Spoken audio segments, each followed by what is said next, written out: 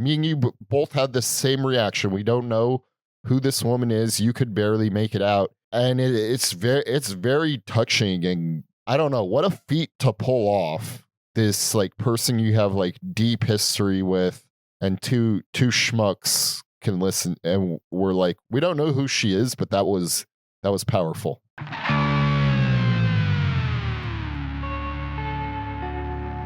Welcome to Every Album Ever, the podcast where we listen to every single album in the world, one artist at a time. My name is Michael Mansour, and I'm joined, as always, by my lovely, wonderful co-host, Alexander Volt. Say hello. Hello. This is, we listen to every album that we can here, as much as we can. Usually, most in the world. I think we've covered so far.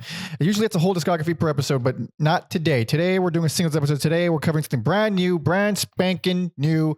What are we discussing, Alex? We're talking about the latest album by Nick Cave and the Bad Seeds, entitled Wild God. Nick Cave and the Bad Seeds, baby. Ooh, longtime favorite of ours. Big time Nick Cave fans. Never, the closest thing we've covered in Nick Cave is a birthday party way back, episode like 33 or 30 something. Go check out the episode on the birthday party. There's so many bands that we've already covered that I just want to do again, and that's one of them. I want to do another episode on them. We'll do like George Lucas versions on the Patreon. We'll do special editions. Yeah, better graphics, and yeah. So the last thing that we got from Nick Cave, if I'm not mistaken, was it Carnage? Oh, you might be right. Now, Push the Sky Away was way long time ago. Sorry. Ghosteen? Well, the last thing we got, I believe, was Carnage, which was billed under Nick Cave and Warren Ellis. Oh, okay. I don't understand this because Warren Ellis has been his main collaborator for a long time now, ever since Mick McHarvey left, and he's already collaborating on all the songs. He already writes all the music with them, and then they put out a separate album under their moniker, which I don't know the purpose of that. I guess he just didn't want to use the Bad Seeds thing for that album. Yeah. And I remember which year did I come out? Carnage was 2021. 2021. I remember listening to it when it came out, and I wasn't big on it. I think I only heard it once. It's extremely well received. I could just be stupid and high, or it just wasn't for me at the time, or whatever. But the last Bad Seeds album was Ghosteen from 2019, which did make my year-end list in our very first year-end episode. Yes, sir. It's been a long time since I've heard it. It is a depressing album, a very, very, very unsurprisingly depressing album. But they're back. The Bad Seeds are back with a significantly different album from that one. Yes, I was very, very surprised at this. Features some of my favorite songs of the year on here. It's quite a good album. It's quite lovely. I think it's probably my favorite of all of the Cave Ellis era. The Cave Ellis era. There are things about it that I have problems with. There are things about it that I don't like, but I wouldn't say those things are going to bother anyone else. And it doesn't stop me from enjoying the album. I think these are like some of the best written songs that he's done in a while. I agree. I guess with Nick Cave, you should never know what to expect, but then it did kind of feel like, okay, this is just, the way he is. He's an old man now. He deserves the right to write whatever music he wants. And yeah, this was very nice change of pace for, the Ellis era, as he called it. So at least this is what it says on the wiki. So Ghosteen was the last Bad Seeds album, but it says here that it's the first Bad Seeds album to have the full participation of the Bad Seeds since Skeleton Tree from 2016, because Ghosteen was primarily a Cave and Ellis type of thing, even though it was under Bad. This is why I get fucking confused. It's primarily a Warren Ellis and Nick Cave collaborated album, but it's a Bad Seeds album. Carnage, it is not a Bad Seeds album, but it is a Warren Ellis and Nick Cave collaborative album. This one is a Nick Cave and the Bad Seeds album, and Nick Cave and Warren Ellis co-wrote all the songs, but it had the collaborative effort of the Bad Seeds. It's like, what the fuck? Okay, I guess it all goes under Nick Cave in my collection. In the end, it all comes under Nick Cave. But I would say compared to those two albums, it is by far the least minimal. These are four. It still has many tracks where it gets very drifty and atmospheric and kind of floaty, where there's like drums drop out completely and the rhythm is very loose. It's kind of hard to feel where it is. But there's other songs that are straight up, this is a fucking Bad Seed song. For sure. And I think that's what really won me over. It was kind of like mixing, not like the old, but like injecting some energy into what we thought we knew, even if the songs are still very somber and heavy and reflective. Extremely heavy, emotionally heavy, not musically heavy. It's a beautiful album that has moments that can really tear at your insides, and in a way that's rare for me, with songs that are genuinely hopeful. Like there's like beautiful, happy songs that you feel the sadness and like reflection in them. Even though it's a happy sounding song, you feel how heartbreaking it is. And that's a hard thing to do. I rarely come across it, at least, I mean, for all the music that we cover on this pod, I almost never come across it. And this quote from Nick Cave, from, again, another wiki quote, he said, there's no fucking around with this record. When it hits, it lifts you, it moves you. I love that about it. No Lies Detective. That's actually a perfect description of it. It really is. And the problems that I have with it are purely on like my main problem is a vocal problem. Because there's I like the ideas behind it, but the way it's executed kind of irks me. The number one is the choir. The use of choir on this album. You're crazy. I think I like choirs being included on things, especially when you're making it angelic and there's a lot of gospel influence on this album. I have no problem with the choirs. It's this particular choir. There's something about it it's on most of the songs, but some more than others, where there's a certain quality to whoever's singing in the choir. It feels like a bunch of dudes doing falsetto. I don't hear a choir. I hear a bunch of men doing Monty Python voices. And so it ends up feeling like flimsy and weak to me. Yeah, I'm gonna say that's a mic problem, and if no, you really think that's only me? You think I'm the only one who thought that? And if I notice it on repeated listens, I'm blaming you. I'm texting you immediately and saying you ruined the album. One of the prettiest albums of the year. Go ahead and shout on it. They sound like a bunch of pansies on there.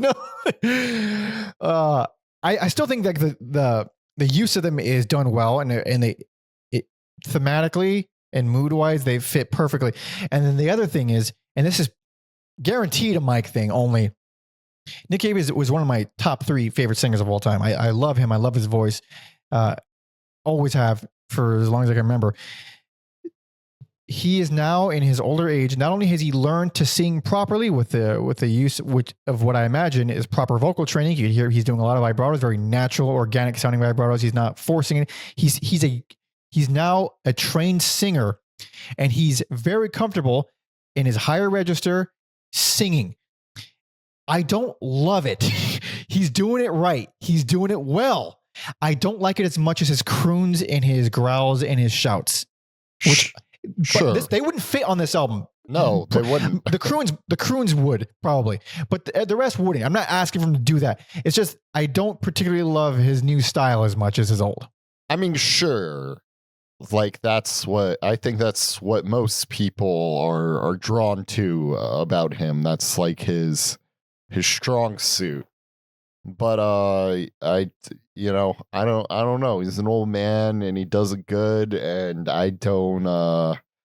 He's always been an artist where I just kind of roll with the punches, where I just like go with the flow. So he has some versatility with him that other artists don't. Well, one of the special things about him is he's never stopped evolving and changing as he's gotten older. And this is from day one in the birthday party all the way to now. It's constantly changing, constantly growing and evolving. And he always has collaborators. I mean, I've heard mixed things about how hard he is to work with. I know Blixa from Neubauten, or I started studying Neubauten. It's hard to say the name, but he was in the bad seat since the beginning. And then he left, let's just say in a huff. He really lost his mind and snapped and stormed out and never spoke to him again. So maybe there was, he's not, who knows, maybe he's not great to work with, but he always has collaborators. He seems very, very not shy to let someone else take the reins and moves things in a certain direction. And it's always led to, even if it's not my favorite Bad Seeds album, it's always led to something interesting, something original. He's just an original dude. Yeah, he's it's interesting how prolific he is, but in a lot of ways, like compared to a Bowie, I guess he's underrated in the US. He's actually a household name in the UK. Okay, and well, which is crazy. I mean, it's crazy, like, because I have relatives from England, and I was 17. No, it's probably 18. Yeah, and I was listening to. No, I was probably 18. I was hanging out with my cousin and his dad, and his dad's a boomer. I made a passing comment about Nick Cave, and he was like, "Oh, okay." And it was like so normal to me. It was like if I mentioned like I don't know, I was gonna say Cher. Why did I think fucking Cher? What was the first thing that came to my mind was Cher? I don't know. You could say Cher or Madonna. I think that's fine. It's like how pervasive Cher is. It's the first. Yeah. I mean, when I think of a good singer, who's a good singer? Cher. That's who I think. Cher is. Yeah.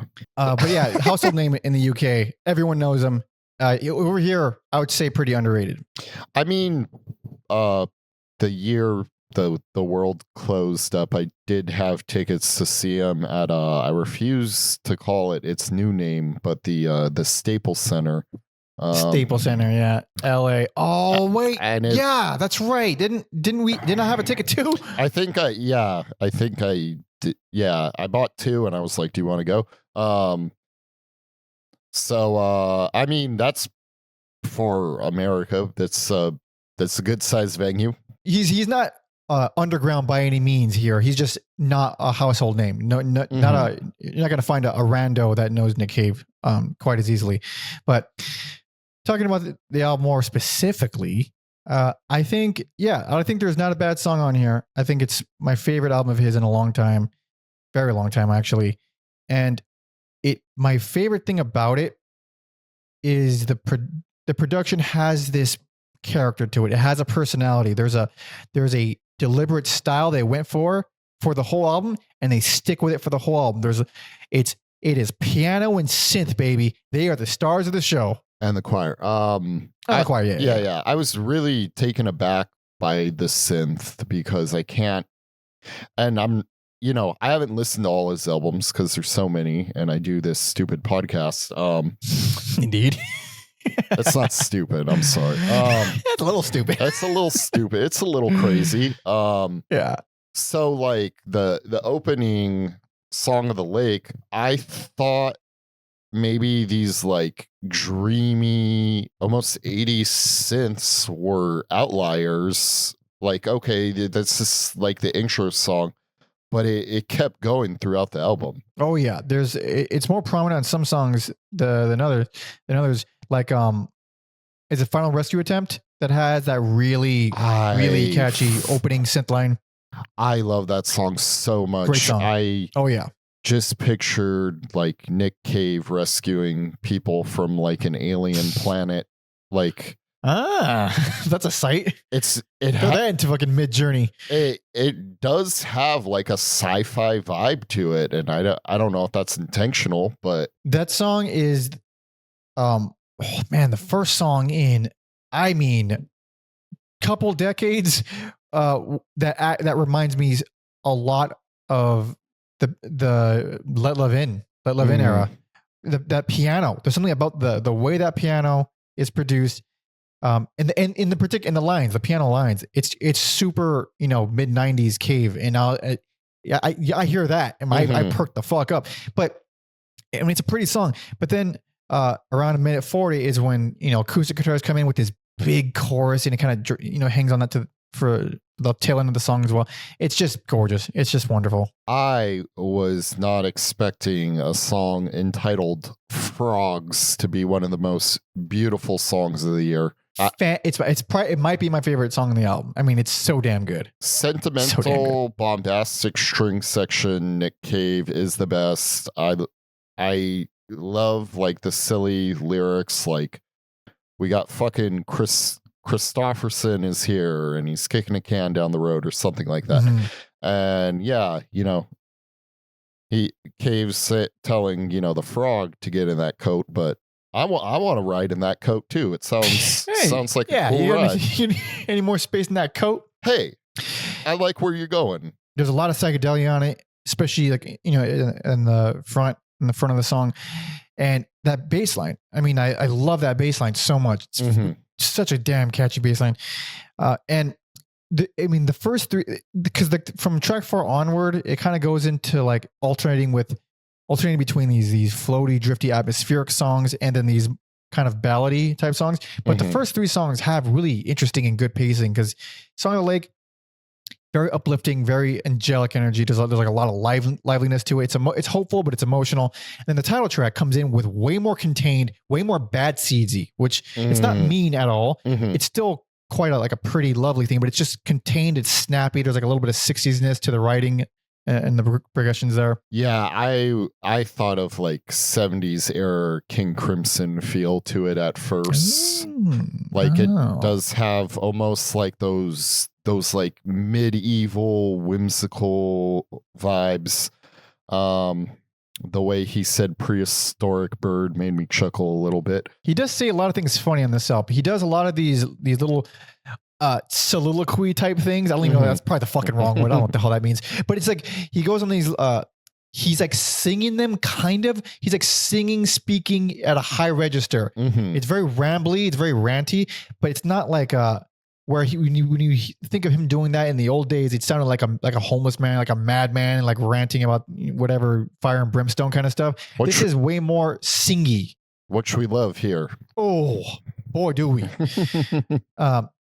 But yeah, title track has just really good build up. It kind of explodes by the end of it. Yeah, between the title track and Frogs, I was like, I love this already. Like, it would have to suffer a pretty significant decline for me to not like this album. Yeah, but by the first 3 tracks, it already feels more like a Bad Seeds album than anything since Push the Sky Away.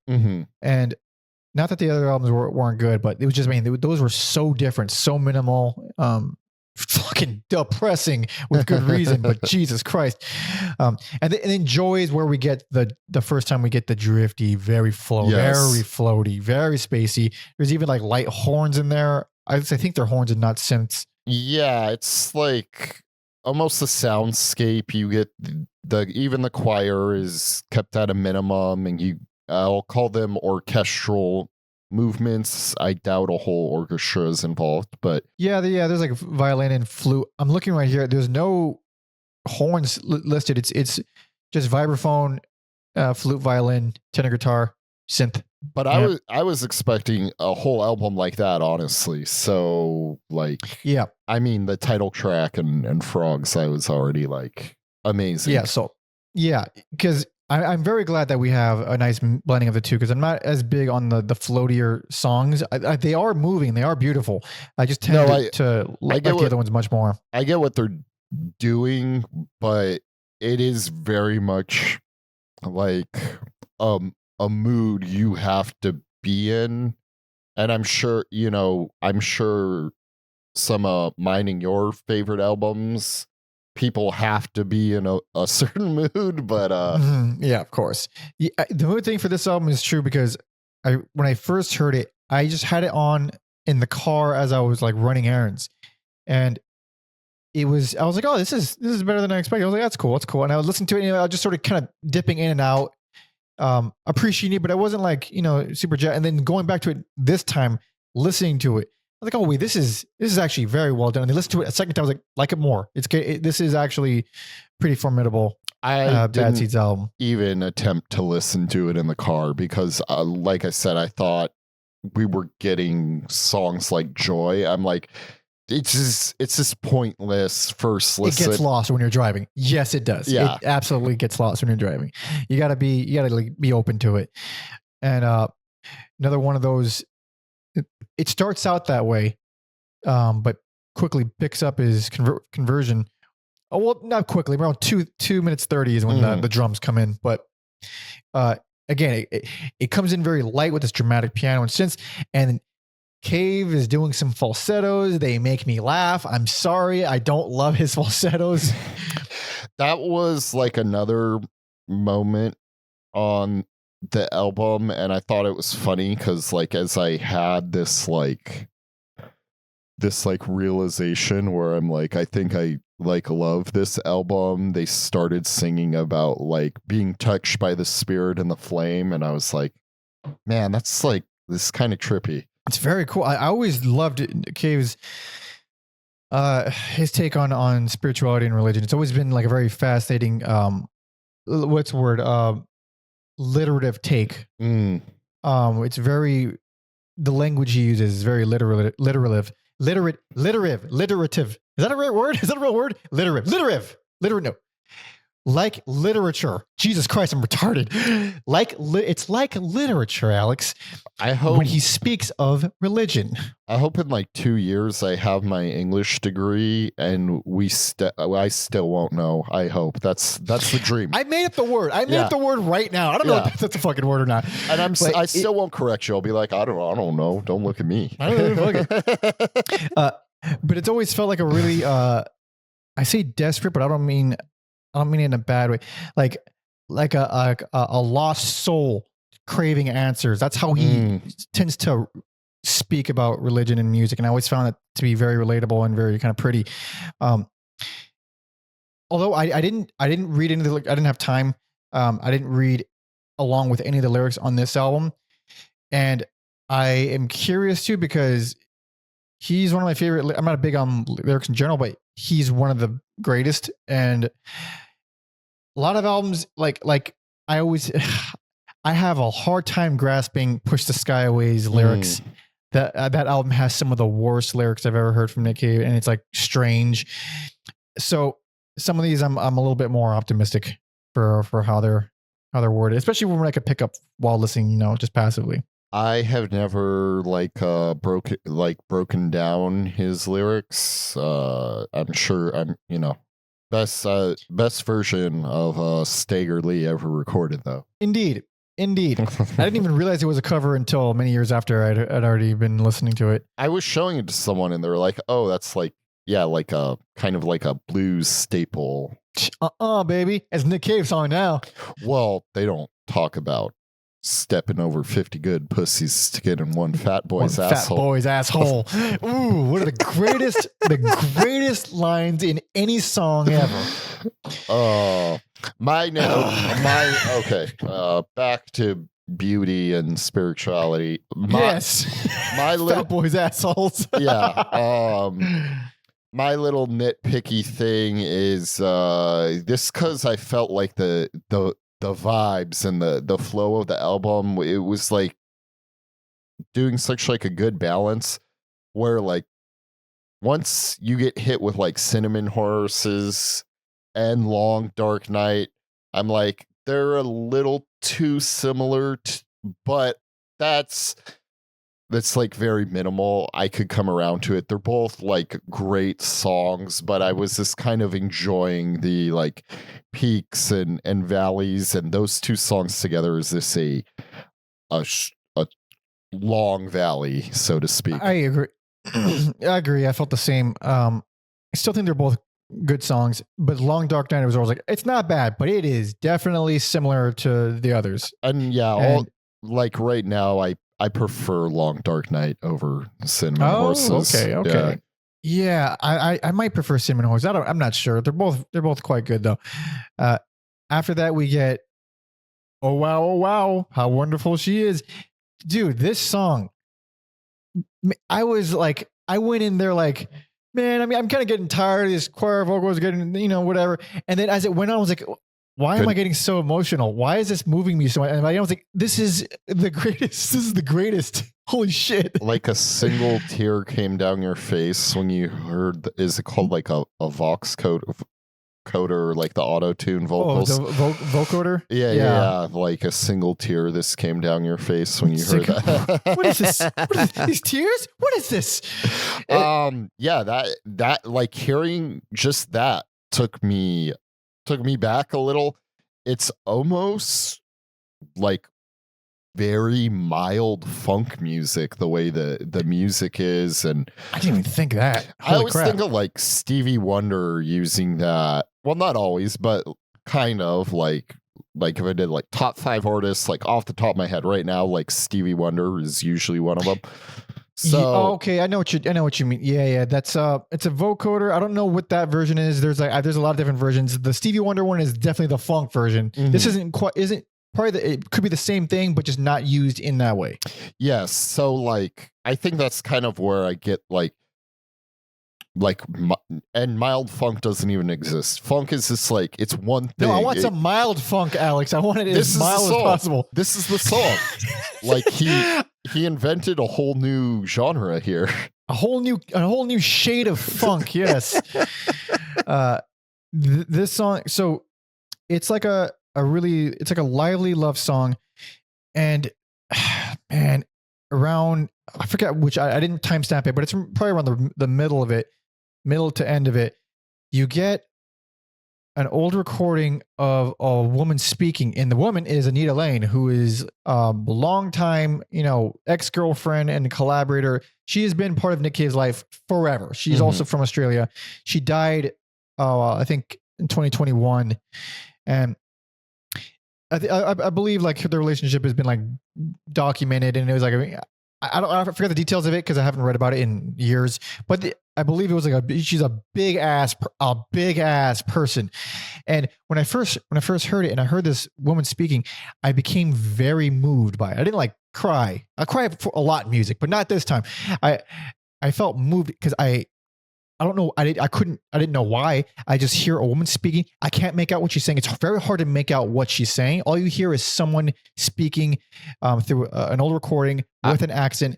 So I had I didn't know who she was, but I had that same reaction, and I could make out what she was saying. She's like telling this, like, not like verbatim, because I wasn't expecting to go into depth about it, but like, she says this like very sweet thing about how they were like laying in bed and they wanted to like write rules about like what love is, and they just like couldn't do it.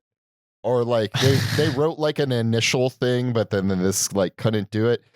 And there's just something about the musicality of it, and where like, yeah, me and you both had the same reaction. We don't know who this woman is. You could barely make it out, and it's very touching. And I wasn't sure, like, oh, is this like one of his kids? Because sometimes kids could sound affectionate or effeminate, and so like I didn't know who it was. And yeah, it's that makes sense. And what a like strong, I don't know, what a feat to pull off. This like person you have like deep history with, and two schmucks can listen, and we're like, we don't know who she is, but that was powerful. Exactly. There's some like there's something about like the you said it all perfectly, really, because I mean she is at one moment where she starts laughing and it feels like,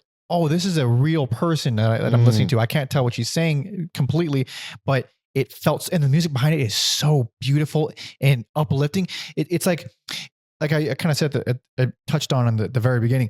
It's hopeful and happy, but you feel the reflection. You feel how like, oh, this isn't like happy. It's like somber and reflective and kind of melancholy, even though it's the same way like like a really good I was gonna say good funeral. That's rough.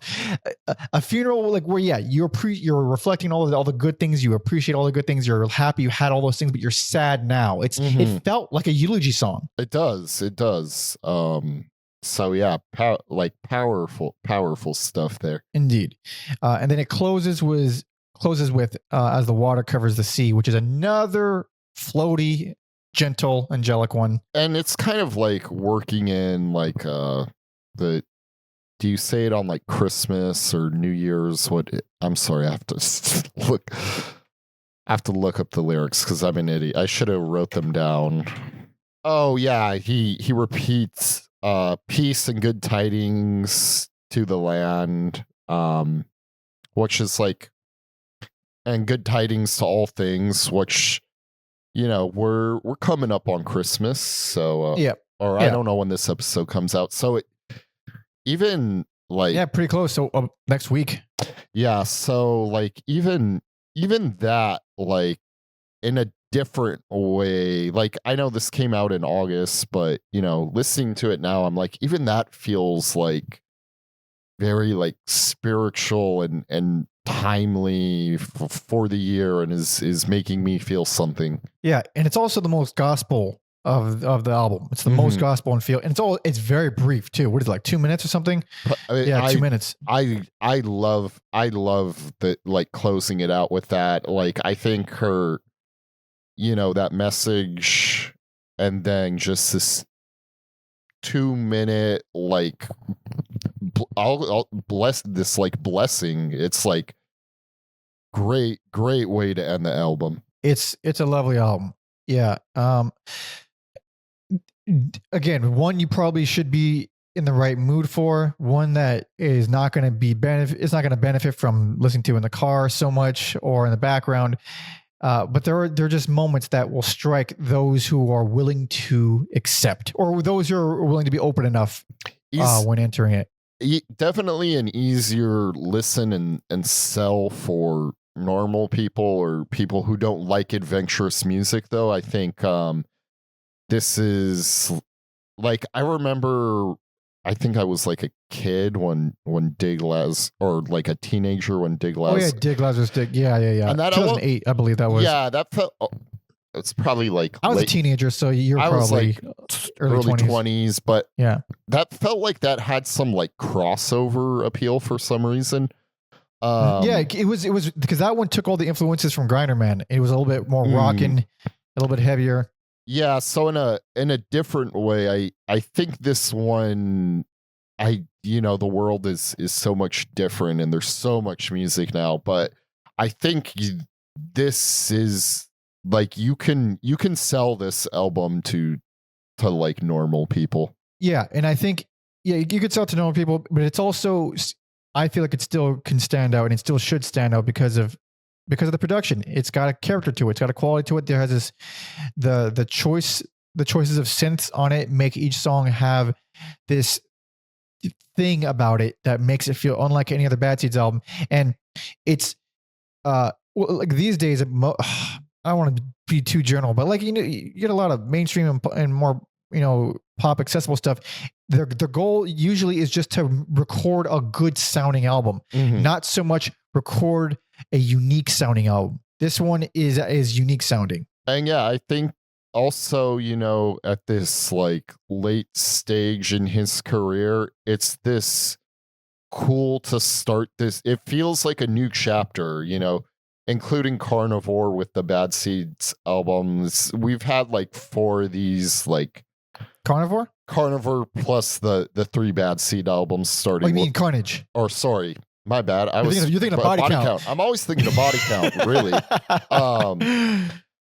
So like it, like starting with Push the Sky, this feels like a new chapter, really. Yeah. Yeah. And yeah, if we're going to be counting it along with those, other three or 4. other 3 or 4. Yeah. Yeah. I'll probably put this one as my favorite. That's high praise from someone who was nitpicking I know, I'm teasing. Yeah, it's like it's little things that I couldn't pretend I liked, even though I did like everything else about it. And they didn't ruin the experience for me. They didn't hurt the songs very much at all for me. It's just a thing that I noticed. I mean, one of those albums you made your album of the year. So like to say this is like better than that. I like it more. I like it more than that one. 100%. Yeah. Strong ass endorsement. Yeah, I think so. Ooh, this year-end episode is going to be real feisty. Holy shit, dude. Oh, I'm about to kill some of my children for that one. Yikes. But this is it came out August 30th, I believe. I think you said that earlier, or you said August 30th. Check it out, of course. And if you're a Bad Seeds fan, you've already heard it, and now you've heard us talk about it. So there you go. Thank you so much for listening and watching. If you want to support us, you know what to do. Like the video, leave a thumbs up, subscribe if you want to stick around longer. Talk some shit in the comments. Tell us why we're idiots or why Nick Cave's voice is better now than it ever was, and I'm a moron. You can follow me on all social media at Panda Monkey and Alex on Instagram at Every Album Alex, and on Blue Sky at Octatron 3030. And don't forget to follow our history guy, Tom Osman, at Tom Osman Sounds on all social media, as well as TomOsmanSounds.com for all his music and his very informative podcast, especially for young musicians, whatever comes next, where he interviews a bunch of indie musicians, underground musicians, very interesting stuff. Links to all that in the description. Listen to my EP, link to that in the description. And most importantly, folks, patreon.com/everyalbumever. You get 2 bonus episodes a month. You get to see our schedules in advance. You get to vote on polls to decide who we're covering next. You get to join the Discord, be a part of the community, and suggest singles episodes like this one. Of course, this year is pretty much done, and next year it's going to be slim picking for new releases. So we're going to be doing various other themed episodes at the beginning of the year until more albums start coming out. But if you're on the Discord, you can throw them out there and we'll do episodes on it. If you're tier 2 though, that's where you go. That's where you can suggest a full discography for us to cover on our bigger, longer numbered episodes. In addition to requesting a full discography for us, you can also throw any album from anywhere and we'll do Patreon bonus episodes. So it's very fun stuff. Go do that. Closing it out, what do you feel is an appropriate ending song? I have no qualms about giving you this one because I really like Nick Cave, but I think like your love for him significantly outweighs mine. Significantly, I wouldn't know about. I do own many books about the man, but I don't know about significant. Okay? You're way more knowledgeable and informative about him. If it's me, I like the title track, I like Frogs, and I like Oh Wow, Oh Wow. As much as I would like to do Frogs, given our conversation, it only feels right that it's Oh Wow, Oh Wow. That does feel like a nice way to send it off. Hell yeah. So thank you so much for listening and watching. See ya.